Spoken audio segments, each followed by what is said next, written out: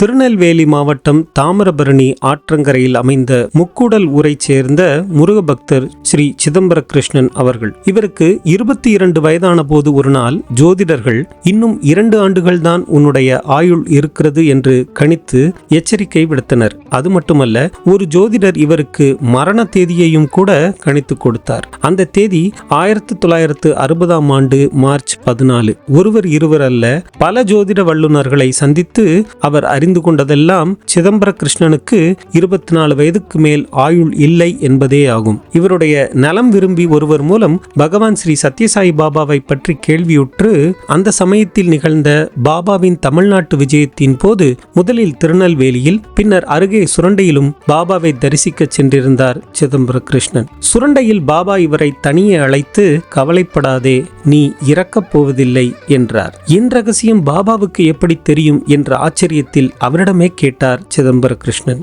இந்த கூடை தலைக்கு எல்லாம் தெரியும் என்று கேசம் நிறைந்த தனது தலையை சுட்டிக்காட்டி புன்னகை பூத்தார் பாபா. அது மட்டுமல்ல, சிதம்பர கிருஷ்ணன் அவர்களுக்கு நம்பிக்கை ஊட்டும் விதமாக ஒரு ரட்சையையும் வரவழைத்து கொடுத்தார் பாபா. மேலும் தடைபட்டிருந்த அவரின் திருமணத்தை பாபாவே முன்னின்று நடத்தியும் ஆசீர்வதித்தார். பாபாவின் ஆசியில் ஜோதிடர்கள் கணித்திருந்த ஆயுளை விட ஏறத்தாழ 50 ஆண்டுகள் அதிகமாகவே வாழ்ந்தார் சிதம்பர கிருஷ்ணன் அவர்கள். எஞ்சிய தனது வாழ்நாள் முழுவதும் சாயி பக்தியிலும் சேவையிலும் கழித்தார் என்பதை சொல்லவும் வேண்டுமா?